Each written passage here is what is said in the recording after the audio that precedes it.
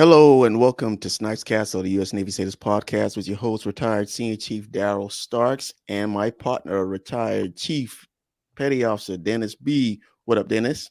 Hey, how's it going? Good, good, good.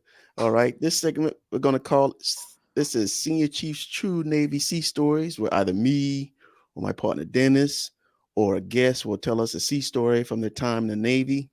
This is real life, as always, on Snipes Castle. So some of these stories can make you laugh, can make you sad, and can even make you mad at sometimes. But we're giving you the real. If you have a sea story and want to come on Snipes Castle, let me know so we can discuss. All right. So sea stories will play on Tuesdays and Wednesdays. And now, Dennis, our first sea story is the tragedy of one of my petty officers, GSM-3 Dante Meeks. Dante Meeks was on my last ship, the Forrest Sherman, USS Forrest Sherman, DDG 98. Shout out to US Forrest Sherman shipmates out there. And it was when I checked on board, it was my first departmental LCPO tour. So I was only there a few months and then we was underway. But I spoke with Dante Meeks before doing this. And Dante said, hey, I'm better behind the camera instead of on the camera, but I want you to tell my story, senior. I was like, okay, you know, but Dante Meeks is on Instagram, Meeks Photography on Instagram, and actually does photography, he does graphic art, and he does a real good job. So if you got something you need done, just check him out. But Dennis, let me start it to it. Let me start off first. Okay, I met Dante Sure. Meeks on Fort Sherman. Like I said, I was new. I spoke with him, and he's like, "Hey, I'm just here to do my time and get my benefits and get out. That's cool, right? Right. Get your benefits, get out. Do your job. Squared away, dude. All right. Come on watch, on time, uniform, straight, getting his quals, always getting his quals on time, you know. But one key thing about Dante Meeks was, like we was just talking about he's before he started, was he was in the fitness and he was a buff dude. I thought I was, almost at my peak when I checked on board. Nah. This dude is at his peak. He's younger, of course. But man, this dude chest was wide. I was like, God, man, he pumped iron. He was big. Right, that's what everybody knew Meeks for. He was a big dude.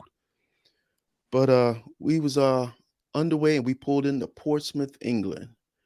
All right, we pulled into Portsmouth, England, and just like any other Liberty port, Dennis, Yeah. uh, when you're on Liberty, everybody get ready, everybody grab their bag, Right. Need a just break. yeah, get your bag. And of course, when you go out there, the first thing what you do, because the food on the ship is just so delicious. Always.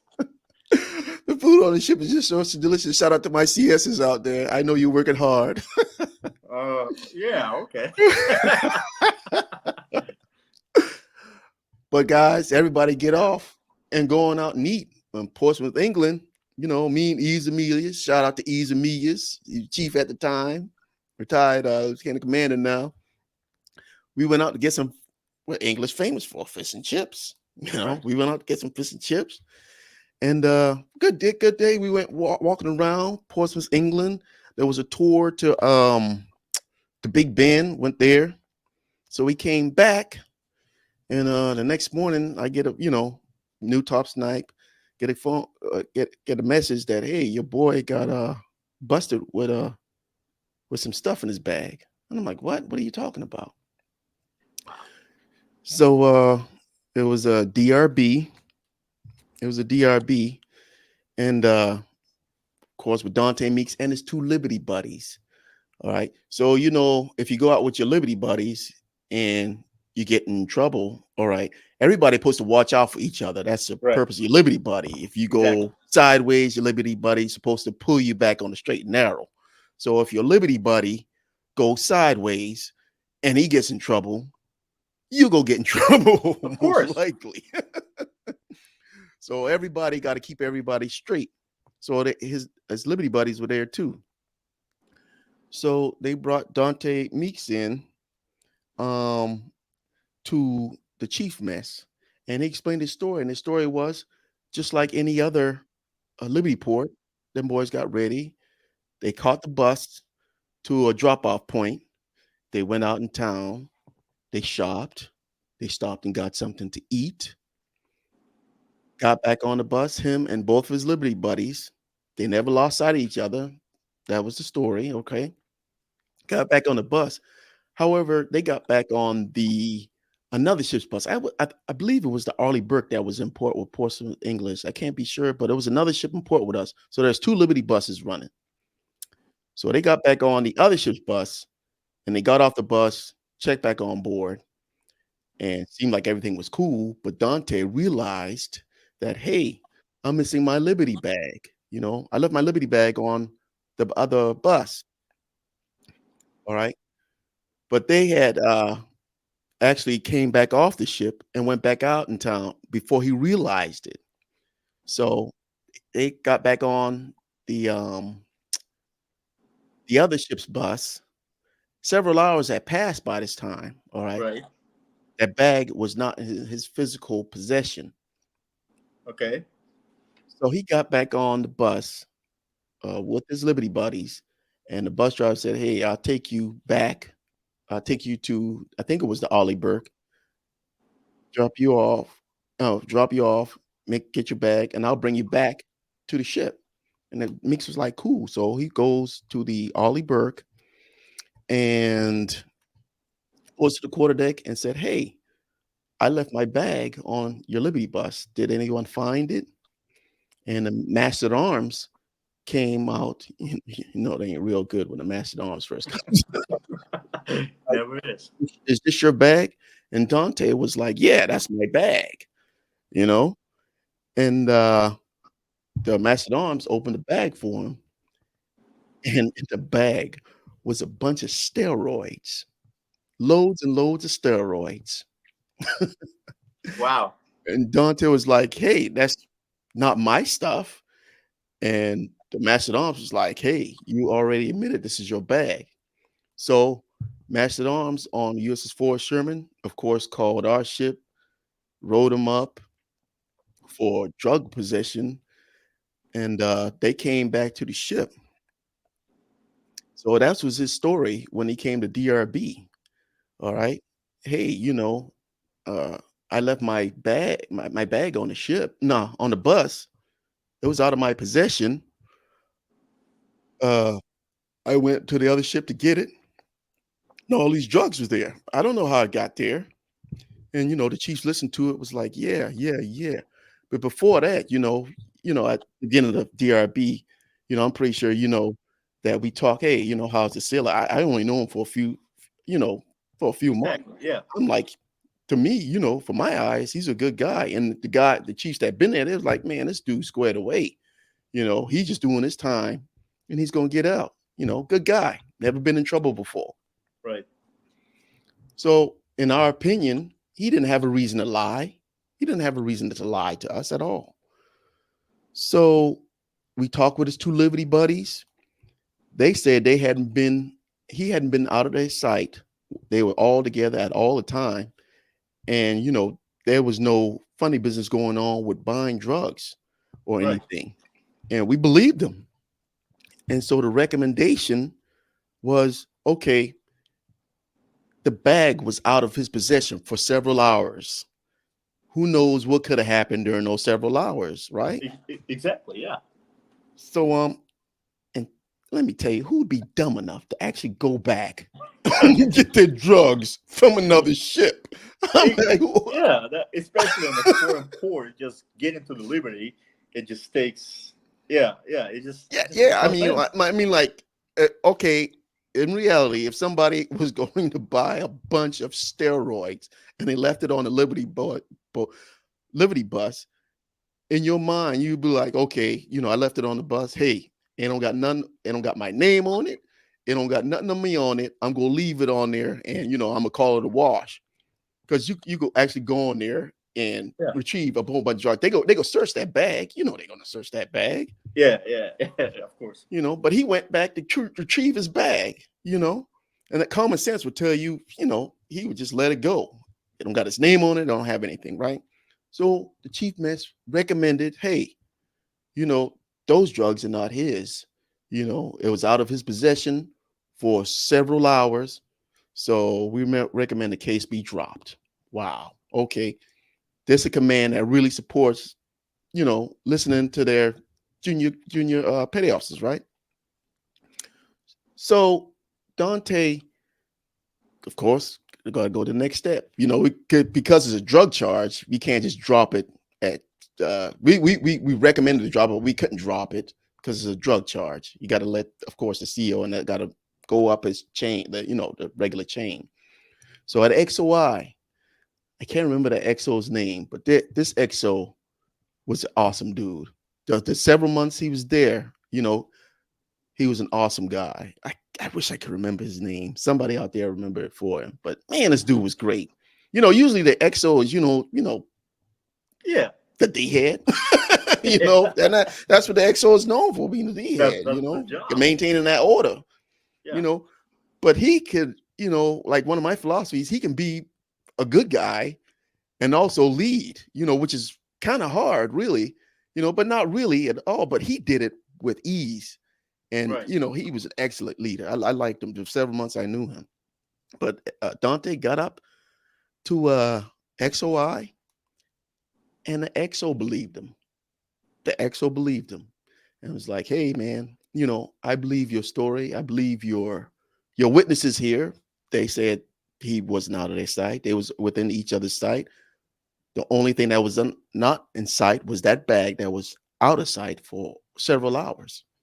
Right. So XO is like, hey, I would drop this, but I have to refer to the CEO and make him and let him have the ultimate decision. Right. So everybody's like, cool, no problem. CEO, see everybody, the chief mess dropped it. The Yeah. XO dropped it, believed it. So we go send it to the CEO. Unfortunately for Dante, we had a new CEO. When I checked on Mm-hmm. board, we just had to change the command. So this See? is a brand new CEO. So nobody knows him. No, Exactly. everybody knows he was an enlisted sailor.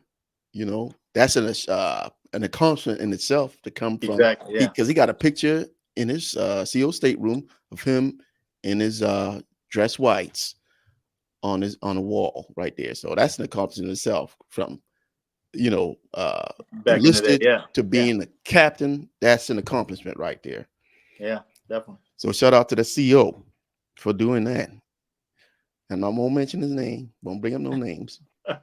But we get to Captain's Mass, and Dante told his story.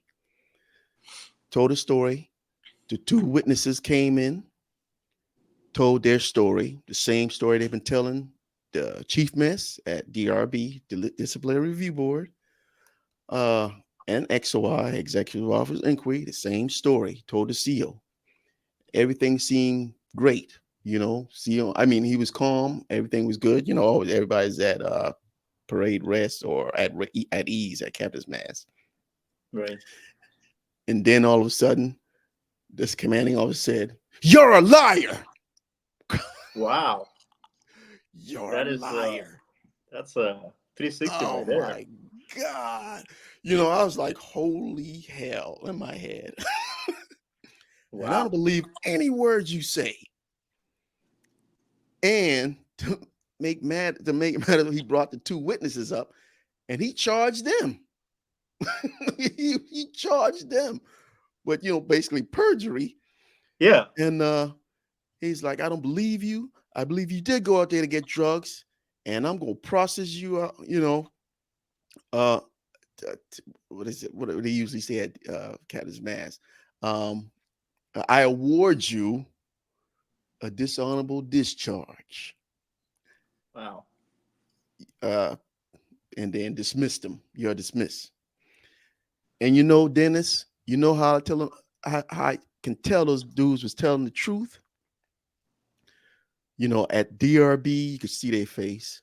At XOI, you could see their face. But when the CEO said, "You're a liar," and he brought them two witnesses up there, and you could see the hurt on their face of them not the CEO not believing their story. And yeah, I could see in the demeanor of Meeks, he can believe it. They was like, oh my God, what's going on? He got like, what the hell's going Yeah. on? That, but I could just see it in their face, man. Them boys were telling the truth, man. They was telling the truth. The Exos, I looked at the Exos face. The Exos face turned red. I mean, it just Wow. turned bright red right there. I looked at the CMC Command Master Chief face. His face, was like, oh my God. Everybody was in bewilderment at this basically this ruling by the CEO. And when he dismissed it, and it was over. So, everybody in the chain of command was in sync until we got with the CEO. And out there, where even it doesn't matter if everybody in the chain of command is in sync, from the chiefs to the XO, the CEO got the ultimate ruling. And so Payoffs and Minks was processed for a dishonorable discharge for drug possession. And his two witnesses were basically given the on-spot captain's mask right there for lying. Right? That that And that is that is crazy.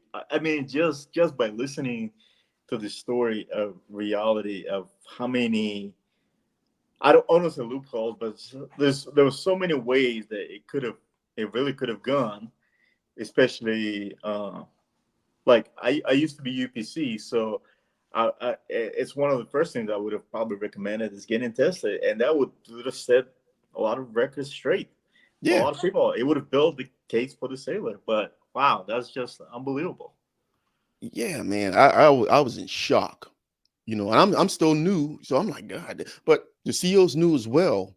So he basically didn't have that sense of, that hadn't been there for a while, hadn't really had that sense of crew with the crew. So, he laid it down. Yeah, So he put the hammer down yeah, to it's unbelievable. yeah. So um when you get processed in that manner, other than honorable, dishonorable discharge, of course, he went on restriction for 45 and 45, which sucks because Yeah, we underway, and then when you port, you're underway. You can't well, you're in port. He's basically underway because he can't get out, and you can't right. really get out and do anything. And you're such a dang good guy. And there was one point I was carrying up a drill package to the CO, to the new CO of the Forest Sherman, and Dante was up there for something. He was talking with somebody else on restriction, right outside. They was up there for something. And the CO came outside. I guess he heard them talking. And he came outside. He's like, I'm going to charge you with mutiny. Wow. I'm like, God damn. Uh, and I can't remember. What I remember is they wasn't really talking about anything, upsetting, just regular talk, sailor talk, up Yeah. see, right by the SEAL stateroom. I can't remember why I was up there. But he That's came out there and he's like, I'm gonna charge y'all with if I'm charge you with mutiny, and I'm gonna have you banned from the ship here. I'm like, God damn. I'm like, oh, wow. you know. And I was like, man, he need to get the hell up out of here. Because it was a very unpopular decision. I'm thinking the CEO said that because it was a very unpopular decision that he made. Because the EXO actually came up to Dante Meese. Dante told me after when I talked to him. It's like the EXO came up to me and actually said, anything I can do for you. Of course, he put in the repeal. You got 5 days to repeal the case, and of course, the appeal didn't go through. So he was processed out for dishonorable discharge. The XO came to him personally. Dante told me that he's like, anything I can do, because the XO was checking out. He was on his way out. He's like, anything I can do for you, any recommendations I can write for you, you let me know, and I'll help you out any way I can. And he told Dante that Dante that in a secret, because it was like, God dang, this is such a good guy. And for those of you out there going out on liberty and you're leaving, if you leave your bag, if you gonna leave your bag, if it ain't got your name on it, uh I had abandoned, from this story, I had abandoned it. Yeah, that's I'd abandon it. If it don't got nothing of value in it, I'd abandon it and buy another one after I heard this story. Because I'm like, you got to be kidding me, man. Actually go back on the ship and find filled with steroids to the brim packed with steroids, enough to basically traffic. So yeah, somebody out there had something going on and they got caught. You know, but I believe him. He really had. He's out the Navy. He ain't got no reason to lie. But yeah, he's like, man, I want my story to get out, man, because I got robbed. All my benefits. And trust me, you can go out there and you can spend paperwork trying to get the dishonorable upgraded to under the honorable, and then try to work your way up. right. But it's real tough. It is. One of the stories I did was with this guy named Joshua Roundtree. Shout out to Roundtree and Titanium Kennels out there. He says it's rough, it's tough, because I had to. Because he sent me Joshua sent me a message and said, "Hey, can you write a recommendation for me? I'm trying to get this other than honorable upgraded, Right. so I can at least try to get my benefits." I was like, "No problem, buddy." But that is the tragedy of Dante Meeks. All right. And Yeah. more the story. If you got a bag, just leave that bad boy and buy another one, because you never know what's gonna be in there when you get it back. Yeah, that's a really sad outcome of how something as simple as mixing up the bags on Liberty, and just in general, just the how the chain of command perceives the sailors, just because, let's say, the CEO just got there and had to put down that hammer to establish his, I don't want to say dominance, but I guess he had to maybe make an example. But he Yeah. was, it seems like in this story he was biased, which is, if you go to JRB, the XOI or Captain's Mast, every person you face should be unbiased until all the facts are on the table. And it seems like the he was only seeing one side of the story, just what the Navy rules are, which is, me being as previous UPC back at one of my last commands. Mhm. I can see that, but at the same time, you gotta have to go into any of those functions as unbiased until the facts are on the table. Yeah. Yeah. And it's that key part is that bag was out of his possession for several hours. That was the key right there that got me. Okay, that bag was out of his possession for several hours, and you know that's the thing right there. And he didn't take that into account. He just hammered the guy. But shout out to Dante Meeks. He's doing Yeah, well out there. He's got his online photography business going, and he rose just like you can't keep a good sailor down, and exactly. he rose above that, just like Joshua Roundtree. Story I did. He got uh, he got railroaded. I wouldn't say railroad, but you know, he got tossed out as well on the other than honorable, and he's doing well as well. Like I said, can't keep a good sailor down. Exactly. All right. This has been Senior Chief's True Navy Sea Stories. We're gonna be bringing you this on Tuesdays and Thursdays. If you got a sea story and want to come on Snipes Castle, let me know so we can discuss. All right. So let me know what you think about the tragedy of Dante Meeks down in the comments below. You got any final words, Dennis? No, I think this story shows an example how the Navy has changed, and how the some of the things that happen to the sailors, and how the chain of command perceives some of the facts, uh, and how they can be biased or unbiased in situations like this.